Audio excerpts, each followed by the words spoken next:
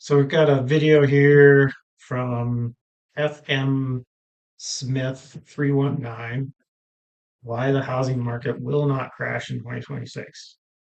I mean, I want to know what the housing market's going to do. So let's see what he has to say. I don't think the housing market's going to crash in 2026 for these four reasons. Number one, 40% of people who own their home do not have a mortgage. They have property taxes and homeowner insurance and a little bit of maintenance. So if you think about that on a $400,000 home, their monthly payment is sitting around $800 to $1,000 a month, which is way less than the average apartment. I just want to jump in here. 40% of homeowners' houses paid off. But when I say that's high, there's definitely a significant number of people with homeowners with significant number of people with houses paid off. But I want to say that's high.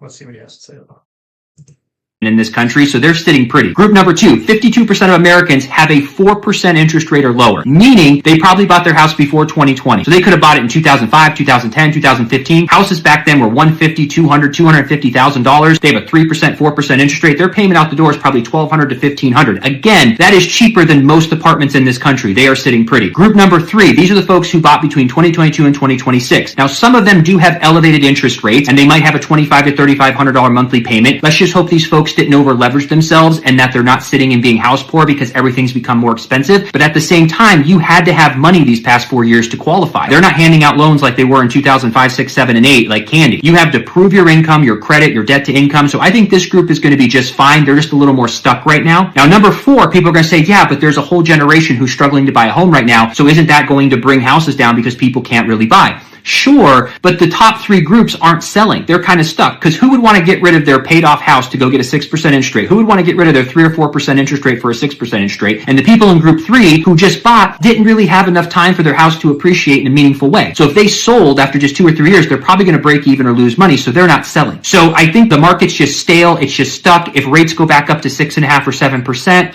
I think it's going to be a little bit of the same. If they drop to 5%, will it move the market a little bit? And if it does move the market, will the 5% interest rate encourage more buyers, which will then encourage prices to go up a little bit? We got to have to see what happens in the next 3 to 6 months. But I personally just don't think the market's going to crash by 30 or 40%. I do think there's going to be localized markets that are going to see potentially a 3% dip or something like that. But 20, 30, 40% crash, my personal opinion, do your research. I do not think so. I don't think the housing market's going to crash.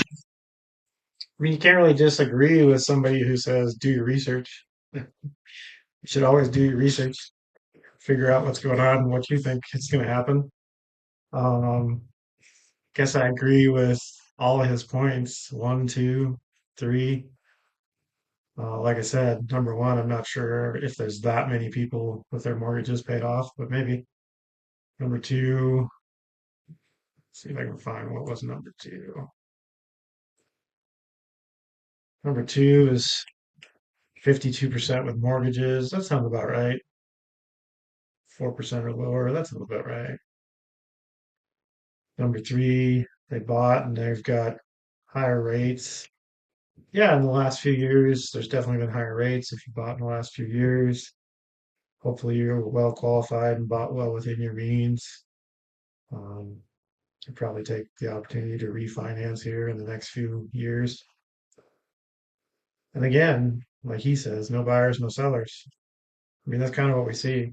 Inventory's down, transactions are down. It's hard if you want to be a real estate agent, but if you're just out there in the normal market, you don't need to sell, don't sell.